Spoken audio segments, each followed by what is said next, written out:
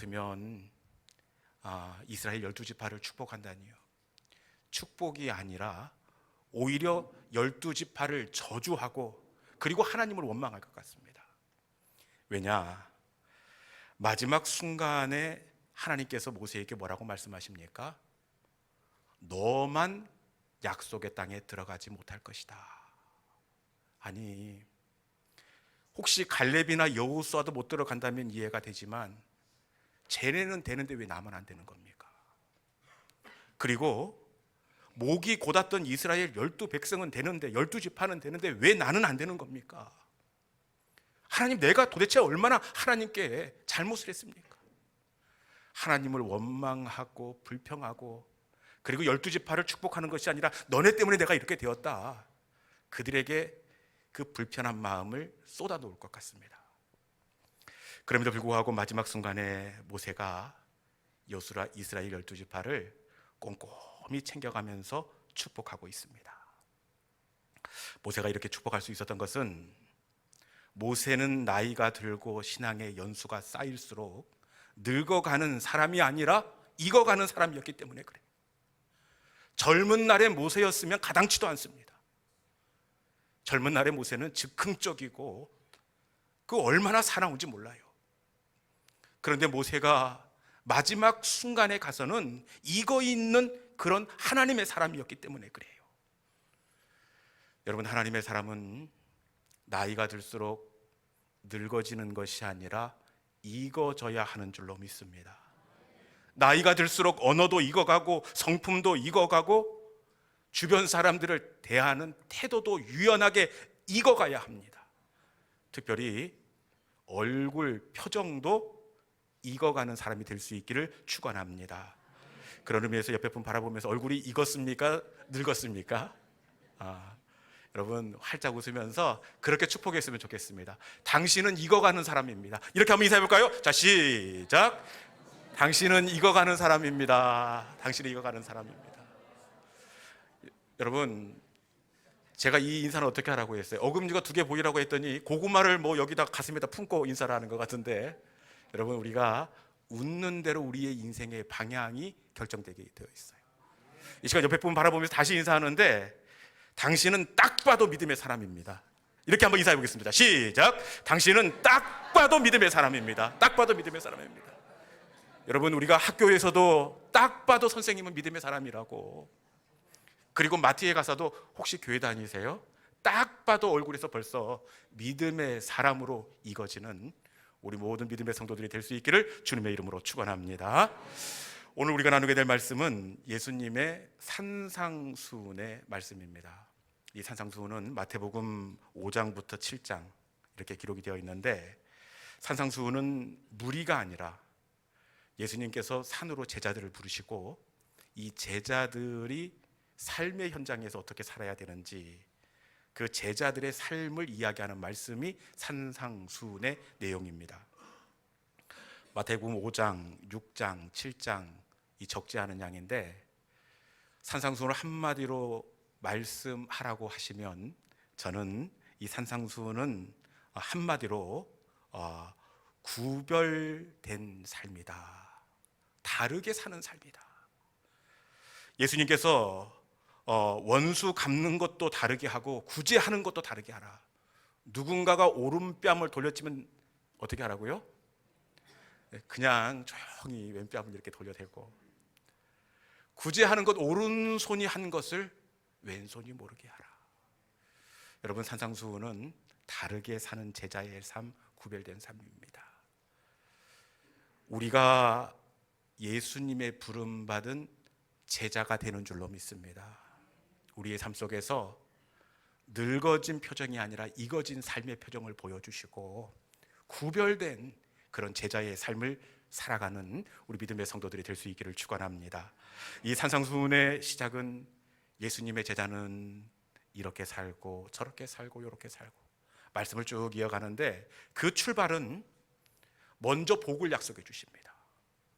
예수님의 제자로 살아갈 때 너희가 이런 복을 받을 것이다, 복으로 출발을 하는데 이 팔복이라고 하지요.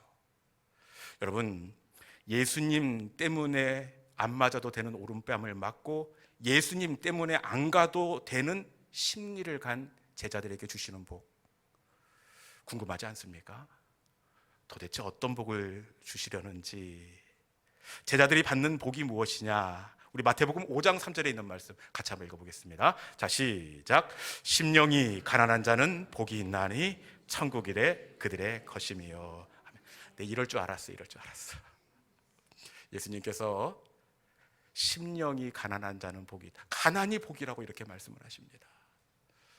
여러분, 가난이 복이다, 이 복 별로 관심도 없고 안 받고 싶습니다. 여러분, 가난이 뭐냐? 여기에 한자적 의미는 원래 간난입니다. 어려울 간, 어려울 난. 어렵고 어려운 것이 가난입니다. 가난을 경험해 본 사람은 가난을 절대로 복이라고 고백할 수가 없습니다. 남들 자식들은 다 상급 학교에 지나가는데 가난해서 우리 새끼만 학교에 보내지 못해 보십시오. 다른 아이들은 메이커 신발 신는데 우리 아이들만 고무신 신고 다녀보십시오. 이게 뭐가 복입니까? 가난은 누가 봐도 복이 아니라 저주입니다. 그러면 우리 예수님이 심령이 가난한 자는, 심령이 가난하기 때문에, 물질적 가난이 아니라 심령이 가난하기 때문에 복이라 이렇게 말씀하시는데, 그러면 진짜 심령이 가난한 것이 복일까요? 여기에서 예수님이 말씀하시는 심령이 가난한 자, 이 심령은 마음, 영혼이라는 원어적 의미를 가지고 있는데, 마음과 영혼이 가난해진 것이 진짜 복이 될까요? 마음과 영혼이 가난해졌다. 이 가난해지기 위해서는 이 앞서 어떤 사건이 있었습니다. 사건이나 일이 있은 다음에 마음이 가난해지고 심령이 가난해졌다는 의미입니다. 도대체 이 앞서 어떤 사건이 있었기에 심령이 가난하고 영혼이 가난해졌을까요? 이 유진 피터슨의 메시지 성경에 보니까 심령이 가난한 자는 복이 있다, 이 말씀을 벼랑 끝에 서 있는 너희는 복이 있다. 지금 심령이 가난하고 영혼이 흔들리는 이 가난은 벼랑 끝에 서 있기에 찾아오는 이 가난함입니다. 여러분, 벼랑 끝에 그것도 까치발을 하고 엄지 발가락만 세울 수가 있어. 거기에 벽을 붙잡고 달달달달달달 떨고 있는데, 그래서 막 마음이 가난하고 그 영혼이 가난해졌는데 그 아래는 천길 낭떠러지가 보이는데 이것이 복입니까? 벼랑 끝에 서 있는 것은 복이 아니라 저주고 공포의 자리고 절망과 낙심과 두려움의 자리입니다. 그런데 우리 예수님은 벼랑 끝에 서 있는 그곳이 복이다, 이렇게 말씀합니다. 도대체 예수님은 왜 벼랑 끝에 서 있는 게 누가 봐도 공포고 낙심고 저주인데 왜 벼랑 끝이 복이 된다, 이렇게 말씀하고 있는 것일까요? 그 이유는 바로 뒤에 나오는 이 말씀 때문에 그러는데, 심령하는 가난한 자는 복이 있나니, 그 다음에 그 뒤에 뭐가 이어지죠? 천국이 그들의 것임이요. 천국 때문에 그렇습니다. 벼랑 끝에 서 있는 너희는 복이 있나니 천국이 너희의 것이기 때문이다. 여기서 말하는 천국은 우리가 죽어서 가는 천국이 아니라 그곳에 임하는 하나님의 통치, 하나님의 일하시는 시간을 의미합니다. 여러분, 벼랑 끝이 복된 이유가 바로 여기에 있습니다. 벼랑 자체가 복이 있는 것이 아니라 그곳에서 만나는 하나님의 역사와 하나님의 일하심이 바로 복이 된다는 사실입니다. 인생의 벼랑을 한번 만나보십시오. 우리도 크고 작은 벼랑들을 만날 때가 있었을 텐데, 인생의 벼랑 끝을 만나면 정말 하나님 앞에서 마음이 가난해지고 하나님 앞에 납작 엎드릴 수밖에 없습니다. 그 벼랑을 만나게 되면 하나님 앞에 항복하고 하나님의 은혜가 아니고는 한 발자국도 걸을 수가 없습니다. 하나님, 나를 불쌍히 여겨 주옵소서. 하나님께 굴복하고 납작 엎드릴 수밖에 없는 그곳이 바로 인생의 벼랑 끝입니다. 그런데 이 벼랑 끝이 복이 되는 것은 벼랑 끝에서 일하기 시작하는 하나님의 시작 때문이 되는 줄로 믿습니다. 여러분, 인생의 벼랑 끝은 사람이 볼 때는 실패의 자리고 끝이지만 그곳은 하나님의 은혜가 시작하는 출발의 지점이 되는 줄로 믿습니다. 히스기야의 인생을 봐도 그 벼랑 끝이 우리 하나님의 나라가 임하는 천국의 자리더라고요.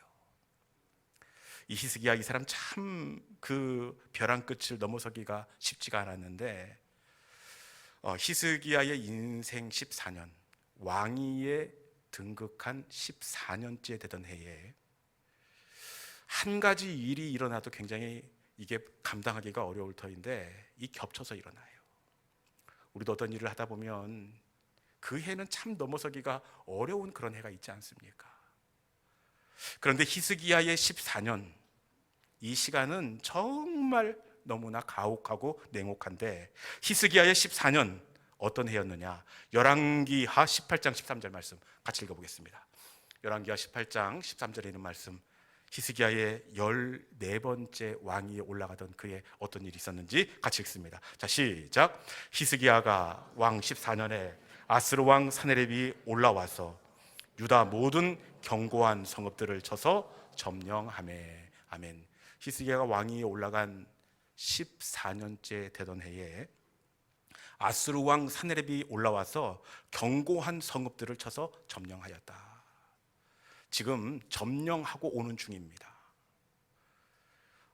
이 말씀 뒤에 이어지는 내용을 보면 3개의 성읍만 남겨놓고 이미 아스르 왕 사네립이 다른 성읍들을 점령한 상황 가운데 있습니다. 아수르, 이 나라 정말 무서운 나라입니다. 당시 고대 근동을 제패했던 초강대국입니다. 여러분, 이런 아수르가 점령에 들어오는데 히스기야가 나가서 싸울 수 있습니까? 없습니까? 그러면 그대로 기다려야 됩니까? 나가서 싸울 수도 없고, 그렇다고 그들의 파죽지세로 몰아치는 공격을 앉아서 기다릴 수도 없습니다. 제가 보니까 이러지도 못하고 저러지도 못하고 히스기야가 죽을 지경이 되었어요. 그런데 그 해에 그때에 어떤 일이 또 겹쳐지게 되느냐?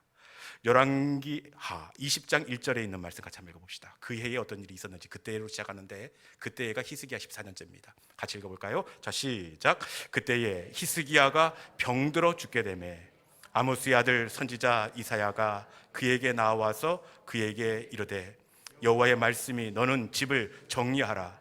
내가 죽고 살지 못하리라 하셨나이다. 아멘. 무슨 일이 일어났습니까? 히스기야가 병들어 죽게 되매, 아직 죽은 것은 아닙니다. 병들어 죽게 되매, 히스기야가 병들어 죽게 된 이 질병이 어떤 질병이냐? 정확한 것은 알 수 없지만 대부분의 성서 주석가들은 이후에 이 상처에 무슨 반죽? 그렇죠. 무화과 반죽을 찧어서 붙이는 것으로 되어 있는데 무화과 반죽을 얹은 것으로 봐서 당시에 심각한 피부암이 아니었겠는가, 이렇게 추측을 하고 있습니다. 지금도 암 진단은 정말 땅이 꺼지지요. 암울합니다. 그런데 당시에 히스기야 암 선고를 받은 것은 사형 선고를 받은 거나 다름이 없습니다. 히스기야의 인생의 14년은 누가 봐도 벼랑 끝입니다. 나라도 무너지고 건강도 무너지고, 여러분, 누가 봐도 이 벼랑 끝에 서 있는 것, 이 시간이 바로 히스기야의 시간입니다. 그런데 이 벼랑 끝에서 히스기야가 어떻게 하느냐? 우리 열왕기하 20장 3절 말씀 읽어봅시다. 열왕기하 20장 3절. 자, 시작. 여호와여 구하오니 내가 진실과 전심으로 주 앞에 행하며 주께서 보시기에 선하게 행한 것을 기억하옵소서 하고 히스기야가 심히 통곡하였더라. 아멘. 이러지도 못하고 저러지도 못하고, 나라도 무너지고 건강도 무너지고. 여러분, 인생의 벼랑 끝에서 히스기야가 어떻게 했다고요? 낯을 벽으로 향하고 심히 통곡하였더라. 저는 심히 통곡했다. 벽으로 향하고 이 말씀을 대할 때마다 가슴이 먹먹해 오는데 아마 벽을 짚고 고개를 툭 떨어뜨리고 통곡하였더라. 여러분, 그냥 통곡도 가슴이 아려오는데 어떻게 통곡했다고요? 심히 통곡했더라. 겹치고 겹친 인생의 벼랑 끝에서 심히 통곡하였더라. 하나님, 어떻게 해요? 이러지도 못하고 저럴 수도 없고 이 벼랑 끝에서 나는 어떻게 하라고, 그러면서 어깨를 들썩이면서 심히 통곡하고 있습니다. 여러분, 그런데 끝이라고 생각했던 통곡의 자리, 이 벼랑 끝, 이 벼랑 끝이 히스기야가 하나님 앞에 납작 엎드리며 나를 부인하고 내려놓을 때 그 시간이, 그 지점이 어떻게 되었느냐. 우리 열왕기하 20장 6절에 있는 말씀 같이 한번 읽어봅시다. 열왕기하 20장 6절입니다. 자, 시작.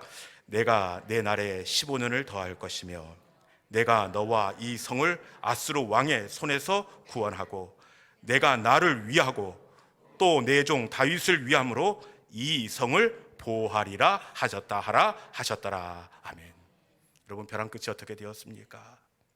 내 날에 15년을 더할 것이며 내가 너와 이 성을 보호하리라.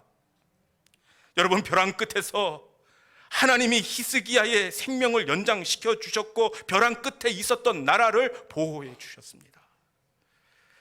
히스기야는 끝이라고 고백했지만 하나님은 히스기야의 끝 벼랑 시간을 하나님의 은혜가 시작되는 출발점으로 삼아 주신 줄로 믿습니다. 여러분, 우리 인생의 벼랑 끝에서 우리가 나를 부인하고 하나님 앞에 엎드릴 수 있다면 우리의 벼랑 끝은 남들이 보기에는 실패와 절망의 자리라고 생각될지 모르지만 그 지점은 오히려 하나님의 은혜와 역사가 시작되는 출발의 지점이 되는 줄로 믿습니다. 야곱도 마찬가지더라고요. 여러분, 야곱이 형 에서와 이렇게 마주대야 하는 그 지점을 보니까 정말 이 야곱의 인생의 벼랑 끝입니다. 형님의 마음을 누그러뜨리기 위해서 사람을 보냅니다. 그리고 내가 먹어보지도 못했던 것, 내가 입어보지도 못했던 것, 따로 구별된 좋은 선물을 형님에게 보내요. 그런데 형님이 동생을 만나러 오는데 어떻게 누구랑 옵니까? 네, 군사와 오는데 몇 명? 400명 허리에 칼을 차고 있습니다. 여러분, 400명의 군인을 데리고 온다는 것, 이건 무엇을 의미합니까? 죽이겠다는 겁니다. 여러분, 이 시간이 바로 야곱의 인생의 벼랑 끝이었어요. 나가서 형님을 만날 수도 없고 그렇다고 있는 가족들과 뒤로 물러날 수도 없습니다.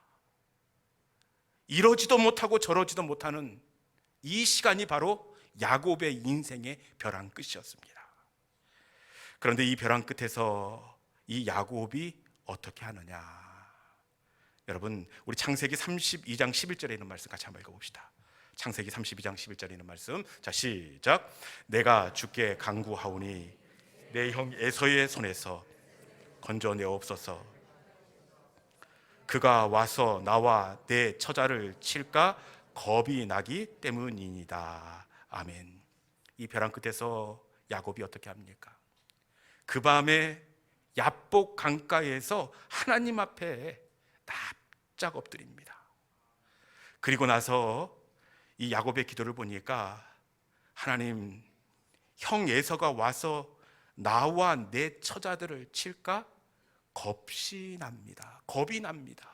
이렇게 이야기하고 있습니다. 저는 하나님, 형 에서가 나만 치면 모르겠지만 이 12아들의 4명의 부인이 있습니다. 저들까지 칠까 싶어 겁이 납니다. 이게 솔직한 야곱의 심정이 아니겠습니까? 여러분, 밤을 새워가며 인생의 벼랑 끝에서 하나님, 겁이 납니다. 이걸 어떻게 하면 좋겠습니까?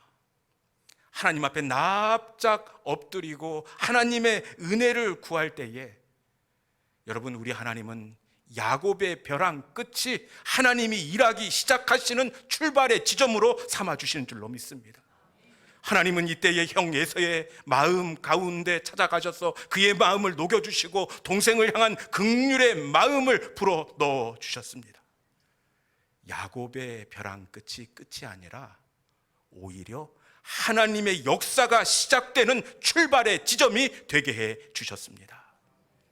벼랑은 끝이 아니라 하나님의 시작입니다. 세상 사람들은 그 시간을 실패라고 이야기하고 절망이라고 이야기하지만, 하나님의 사람에게 있어서 이 시간은 나를 비우고 하나님으로 채우는 시간입니다. 여러분, 하나님으로 채울 수 있다면 이 시간은 실패가 아니라, 벼랑 끝이 아니라 하나님을 만나는 새로운 출발의 지점이 되게 될 줄로 믿습니다. 이 시간에 벼랑 끝에서 나를 부인하고 하나님의 은혜를 구하는 믿음의 성도들이 될 수 있기를 주님의 이름으로 축원합니다. 이제 말씀을 정리할 텐데, 우리 모두에게는 지나온 벼랑 끝도 있고 지금 까치발을 하고 서 있는 인생의 벼랑의 시간을 만난 성도들도 있습니다. 여러분, 저는 없을 것 같습니까? 제 인생 가운데에서도 정말 벼랑 끝에 서서 벽을 붙잡고 바들바들 떨면서 하나님, 겁이 납니다. 하나님, 겁이 나 죽겠습니다. 어떻게 하시려고 그러십니까? 정말 바들바들 떨면서 그 벼랑 끝에 서 있던 자리가 있었어요. 그런데 그 자리에서 하나님의 은혜를 구하고 나를 부인하고 하나님의 은혜를 간구할 때에, 하나님은 그 끝이라고 생각되었던 인생의 벼랑 끝이 하나님이 역사하시는 인생의 새로운 출발점으로 바꾸어 주신 줄로 믿습니다. 여러분, 벼랑 끝은 우리 하나님이 찾아오는 시간이고, 벼랑 끝은 끝이 아니라 오히려 하나님의 시작의 시간입니다. 이 시간에 벼랑 끝에서 불안하고 염려가 되지만, 그 벼랑을 붙잡고 나를 부인하고 온전히 하나님의 은혜를 갈망함으로 말미암아 나를 붙잡으시고 새롭게 역사하시는 하나님의 은혜들을 누리며 나아가는 우리 모든 믿음의 성도들이 될 수 있기를 주님의 이름으로 축원합니다. 이 시간 주신 말씀을 기억하면서 주가 일하시네, 우리 함께 찬양하겠습니다. 날이 저물어 갈 때, 빈들에서 걸을 때, 여러분, 이 벼랑 끝이 오히려 하나님의 때, 하나님의 일하시는 시간이라 이렇게 말씀합니다. 하나님께서 우리의 벼랑 끝에 일하시면 우리의 벼랑 끝은 끝이 아니라 시작의 시간이 될 줄로 믿습니다. 하나님, 주님께서 일하여 주옵소서. 주님 시작이 되게 하여 주옵소서. 우리 믿음의 고백을 담아서 우리 함께 주가 일하시네 찬양하도록 하겠습니다.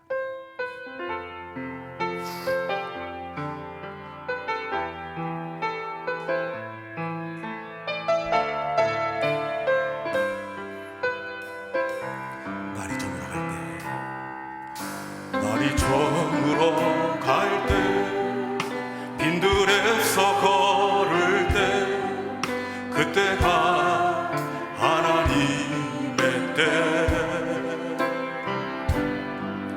내 힘으로 안 될 때, 빈손으로 걸을 때, 내가 고백해 여호와. 다시 한번 고백할까요? 날이 저물어 갈 때, 날이 저물어 갈 때, 빈들에서 걸을 때, 그때가 하나님의 때. 아멘. 내 힘으로 안 될 때, 빈손으로 걸을 때, 내가 고백해 여호와. 이 주가 일하시네, 주가 일하시네. 주께 아끼지 않는 자에게 주가 일하시네, 주가 일하시네. 신뢰하며 다시 한번 할까요? 날이 저물어 갈 때, 날이 저물어 갈 때, 빈들에서 걸을 때, 그때가 하나님의 때, 내 힘으로 안 될 때, 내 힘으로 안 될 때, 빈손으로 걸을 때, 내가 고백해 여호와 아멘.